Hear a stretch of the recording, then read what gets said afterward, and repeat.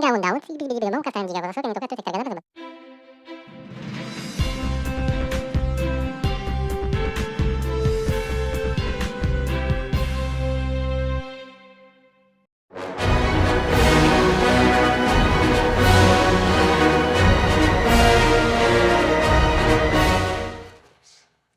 Hello, this is Jimmy T with Eye on Inyo.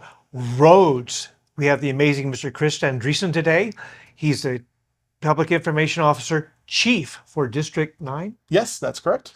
Welcome. Thank you very much. Great to be back here. I'm glad you invited me back because we do have something very important to talk about today, and that is the upcoming closure of US 395.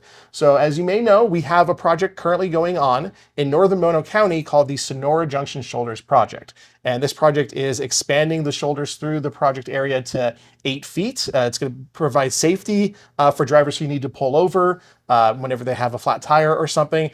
But another aspect of this project is the installation of 2 wildlife undercrossings. Now these are going under the highway, and in order to do that, in order to properly install them, we actually have to close US 395 for 15 days starting on September 4th.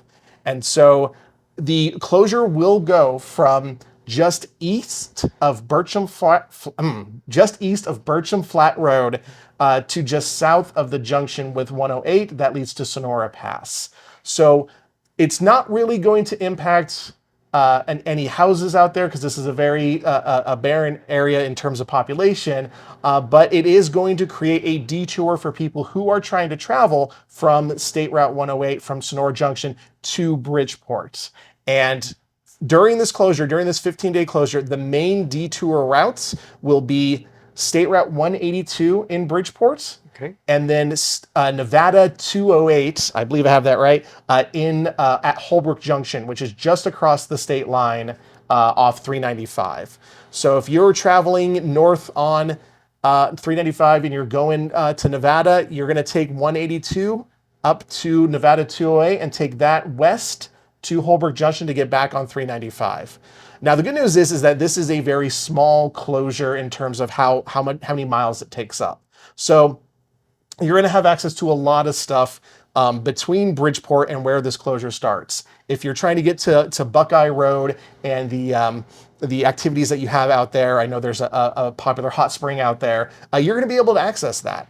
If you want to get to Twin Lakes and you need to take Twin Lakes Road, that's going to be accessible as well. In fact, all of Bridgeport will be accessible. This has caused a little bit of confusion in the weeks that we've since we've announced this closure, but we want to make it clear you'll be able to access Bridgeport just fine. You'll also be able to access Walker and Colville and Topaz. They will all be open for business, and it's a good idea to stop because on this closure, on the detour, there are no services. So if you need to fuel up, if you need to recharge, if you need to use the restroom or get food, there are restaurants and shops in Bridgeport, Walker, Topaz, Colville, Topaz Lake that you should stop at. It's about between Bridgeport and Holbrook Junction is about 54 miles. So if you're coming off of Sonora Pass and you're turning north, because you will have to, or you're coming off of Monitor Pass, State Route 89, again, turn north. You'll want to stop for services if you're not going to be able to make it that full 54 miles. So this closure, like I said, is going to be for 15 days. And once it is done, we will actually be able to finish the project sooner than anticipated. So having this closure, a full closure like this will actually allow us, like I said, will allow us to finish ahead of schedule. And I want to make it clear, because we've been asked this question a lot, no CalTrans people can drive through the closure because the road base is literally going to be removed. They have to dig up the road base. I believe it's going to be about 55 feet wide, how much they're digging up to put these wildlife undercrossings in. So no CalTrans workers can get through. No one can get through. We are working with emergency services to make sure that they are prepared for this closure.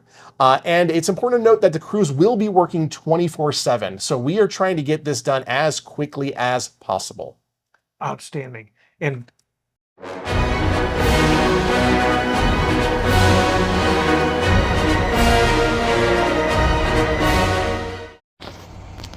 Arriving on the scene of a vehicle accident just off of Warm Springs and Sunland area.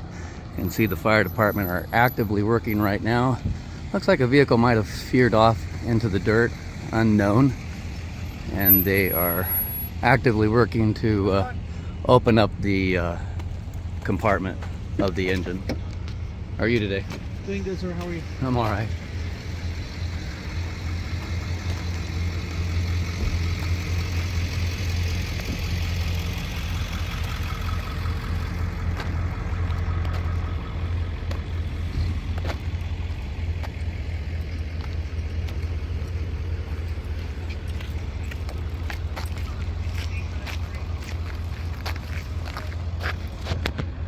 So Jason Brown reporting here from the scene of the accident. It appears that the vehicle had come too fast around the corner here and it hit the pole. And as you can see, the vehicle behind me here crashed into the embankment, and the person driving the vehicle has run off into the desert, and law enforcement are currently looking for him as the fire department and emergency crews are here working on scene. This is Jason Brown reporting from Sierra Wave Media and Laughing Parrot Productions.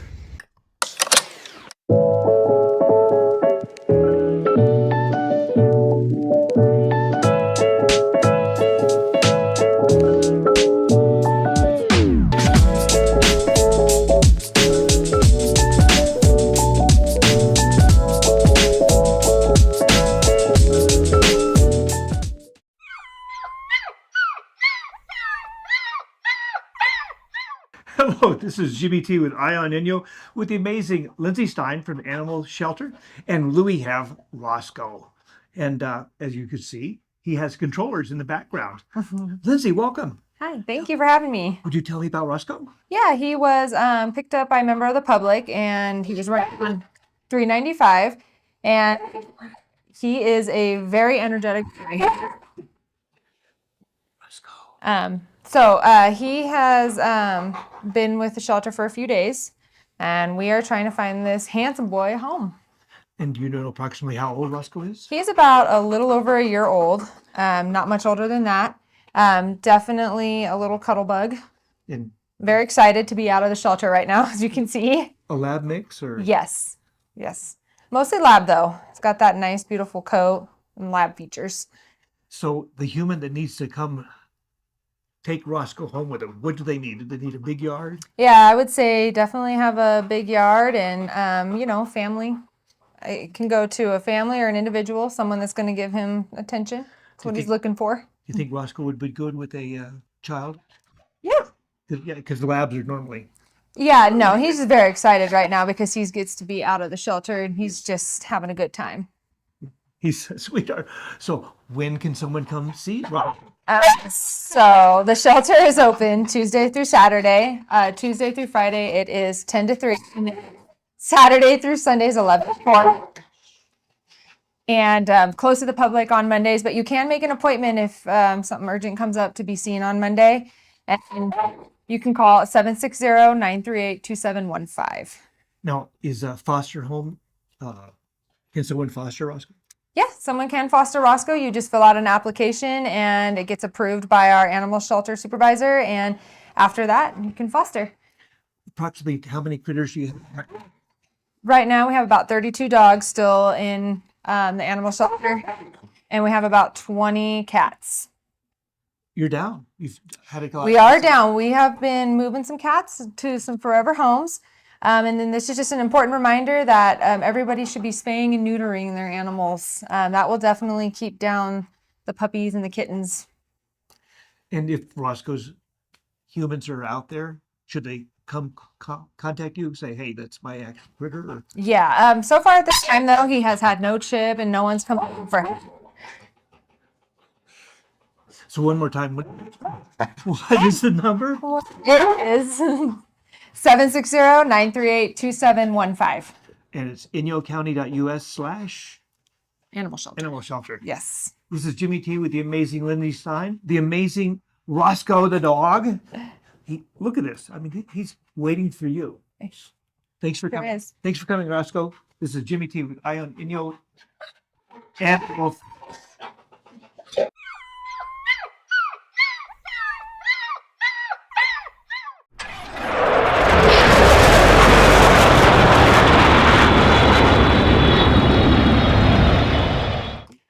Hello, I'm Jimmy T with Eye on Inyo Aviation, and we have the Aviation Aviatrix.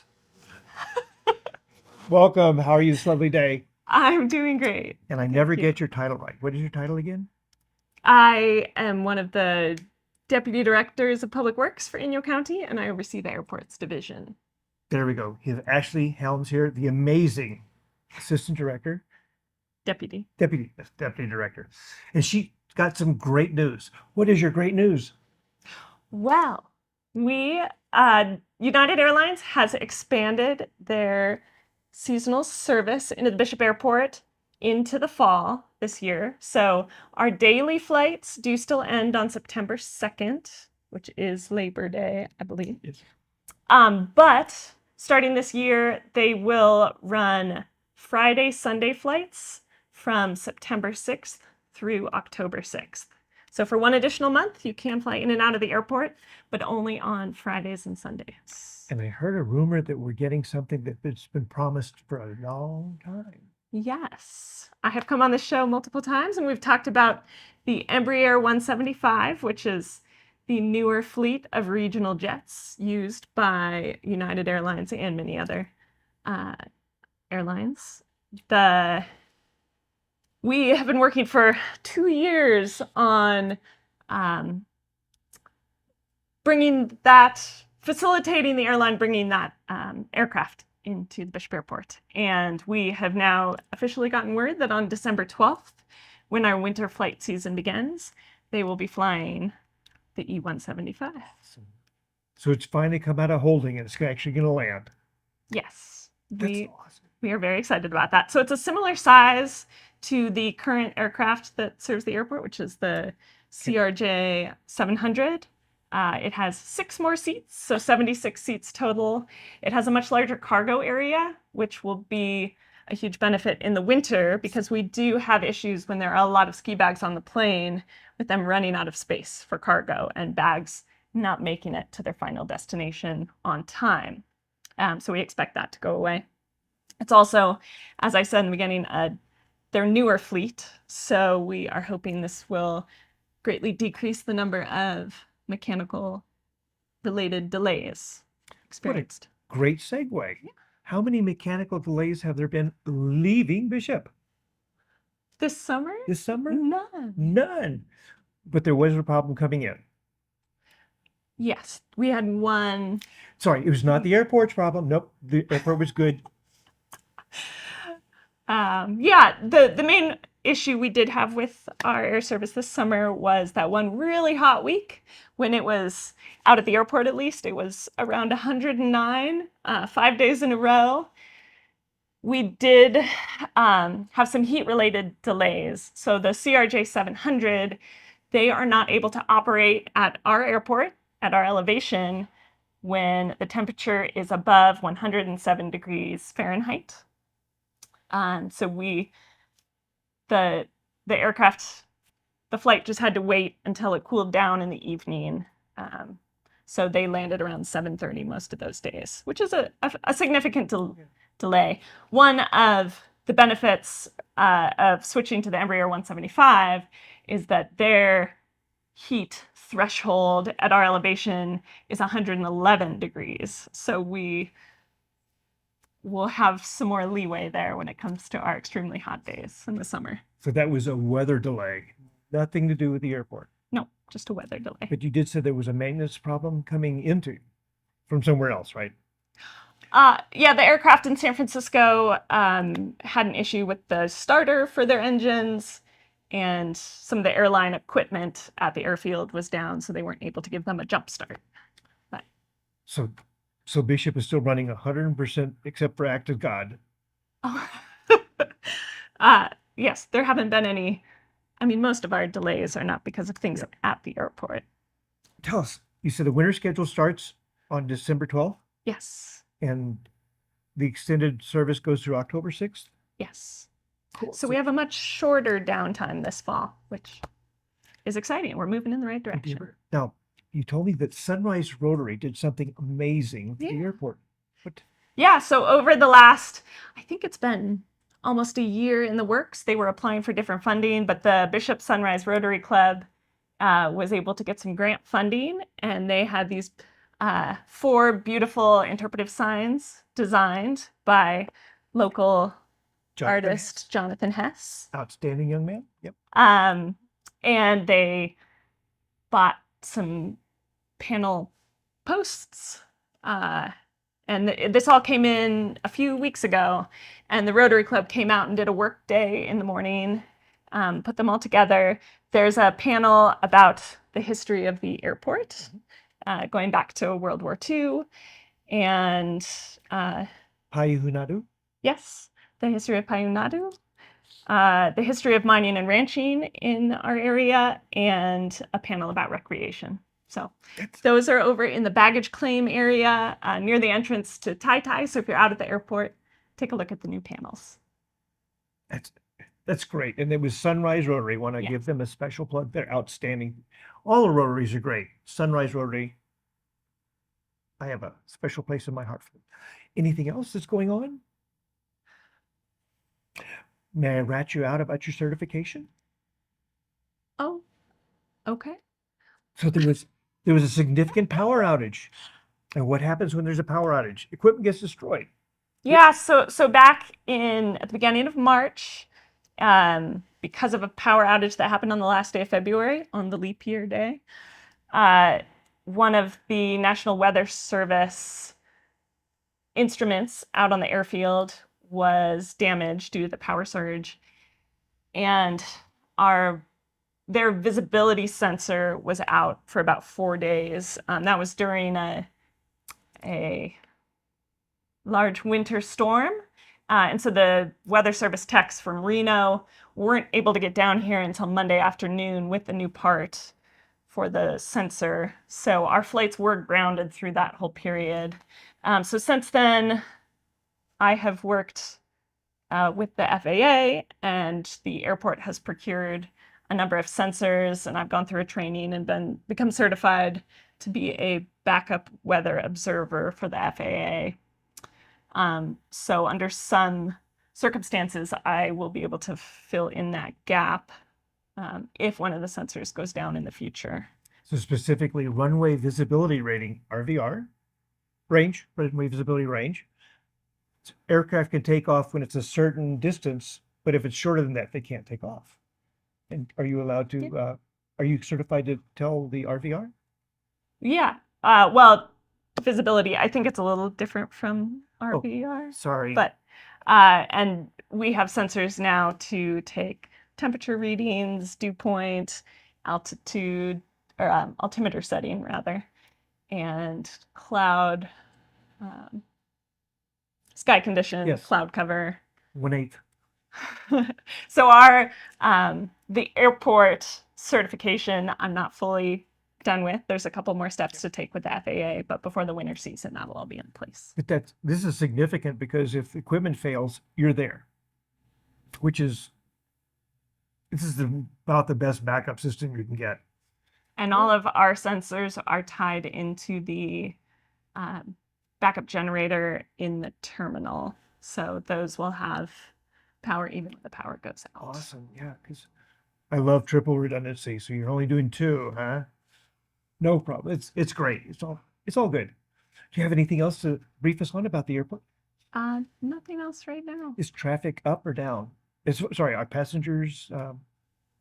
Well, for the summer season, we started out in July a little behind the prior 2 years.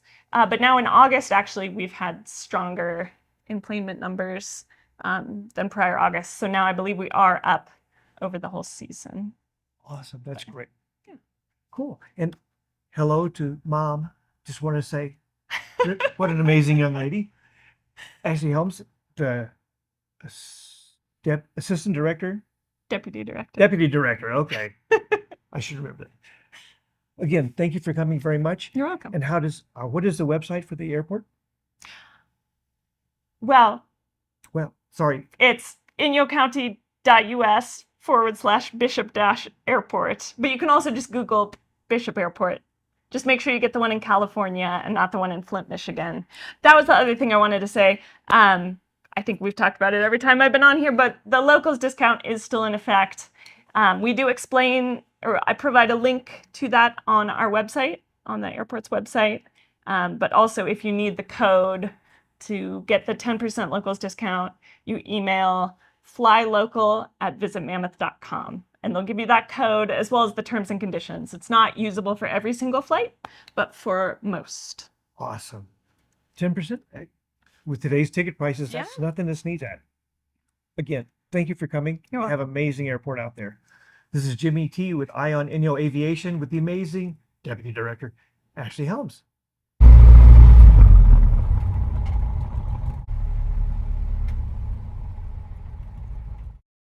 Hello, this is Fred Rowe from Sierra Bright Dot Fly Fishing Guide Service. I've been teaching, guiding, riding, and lecturing on fly fishing since 1982. Well, let's get to this week's fly fishing report for August 23rd to the 29th. Well, let's start off with a little report from the East Walker River where they had a fish die off. What caused it? Well, there's huge plant life up on Bridgeport Reservoir from this year's warm weather. Tons of plants growing there. Guess what? They died off. When they died off, they sucked up all the oxygen out of the water. Well, all that sucked out oxygen water went down the East Walker and killed a bunch of the fish. It will be to determine how bad a fish kill it was, but for now, I'd highly recommend not fishing up there. Let's give it a little time to figure out exactly how severe this fish kill off really was. Okay, let's talk about something good. Let's talk about the Upper Owens River. Well, it's been getting pounded really hard by all us fly fishers. Everybody talking about it, telling you how good it's been, and it has been good. But because it is getting pressured, be careful how you approach the water. You just walk up, right up to the bank, make a cast, plop the flies or the indicator on the water, you're gonna spook fish. So you just gotta be careful how you approach it, and then you're gonna catch fish. What are we fishing with? Well, we're fishing with everything still. Dry flies, we're using El Kirkatus Adams parachutes, and we're catching fish on the surface. Under the surface, we're using SOS nymphs, we're using beadhead flashback pheasant tails and beadhead flashback gold-ribbed hare's ears, and we're using those in size 16s. And then we're throwing streamers. What are we throwing for those? Size 6 or size 10, and we're using olive or black, matukas, or woolly buggers. Okay, let's go over to Hawk Creek. Got to get there early. 8 o'clock might be a little too early. 8:30, hatch is on the way. We're seeing tricos first thing in the morning. Then there's some caddis activity. There's been a little bit of blue-wing olive activity on the surface. But guess what? That's all over by 9:30, 10 o'clock. And then you got to work hard, get fish to come up to the surface, particularly in the canyon, because there's so many weeds. Easiest way to fish in there is on the surface. So what are we fishing in there later in the day? Well, I'm fishing with hopper imitations, and we're using Chernobyl ants in a size 10 or a 12. Okay, let's talk about Crawley Lake. Had a chance to fish for perch in there. That's still doing great, but we're trolling for those, so not fly fishing, but I had fun doing that. Okay, fly fishing wise, what are we doing on the lake? Well, we're over there at the mouth of McGee in that area, and we're fishing midges under an indicator, or we're throwing sink tips or sinking lines. And what are we using on the sink tips? Well, we're using imitations of the Sacramento perch, because those fry are up in the water, and that's what's working really, really well. And what are we working under the indicator? Same old midges, tiger midges, zebra midges, that kind of stuff. So that's what's working there. Okay, let's go down the hill. Talked about the Owens River. It's back up to 500. It's out. So let's talk about Bishop Creek Canal. I got a new Sankara rod from Tanuki, so I had to go out and fish it. 5 casts, had a double on it. Caught 10, 12 fish within an hour. So the rod was working great. So yeah, that's fishing great. So that's kind of this week's fly fishing report, brought to you by Sierra Bright Dot Fly Fishing Guide Service. I can be found on Instagram, Facebook, or at Tuesdays from 9 to 11 at Mahogany Smoked Meats, and my favorite, lpptv.us.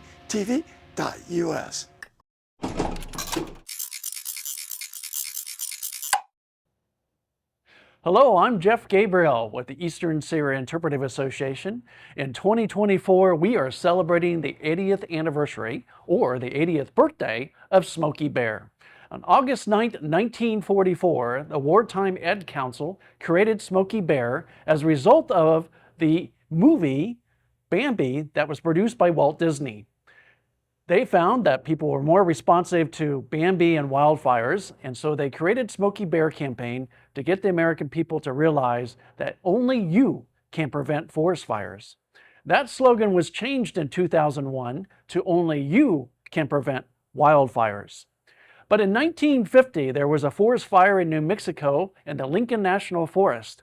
And in that particular fire, they found a black bear cub that had been affected by the fire, had burn scars on its paws and its hind legs. It was taken in, it was mended, brought back to health, and it ended up going to the National Zoo in Washington, D.C. And that became the official Smokey Bear for the campaign. And an interesting fact about Smokey Bear, there are only 2 people in the United States that actually have their own zip code. That is the President of the United States at the White House and Smokey Bear at the National Zoo. Again, 80th year celebration of Smokey Bear and the campaign of Only You Can Prevent Wildfires, along with the ABCs of fire, which is always be careful with fire. Again, I'm Jeff Gabriel with the Eastern Sierra Interpretive Association. Educate, inspire, explore. Perfect. Hi, this is Christopher Andriessen, Chief Public Information Officer with CalTrans District 9, reminding you to slow down in town. Starting August 29th, CalTrans is running a new safety campaign called Slow Down in Town, which encourages people coming off our highways to slow down when they enter the small towns and communities of the Eastern Sierra and Eastern Kern County. Speed is an issue on our highways, and we can all do our part to increase safety on our highway system by simply slowing down. Throughout the month of September, you will see messaging on our electronic signs on our highways, banners in select communities, social media messages on our social media accounts, and signs in our rest areas reminding you to slow down in town. Let's all do our part to increase safety. My name is Christopher Andriessen, Chief Public Information Officer with CalTrans District 9.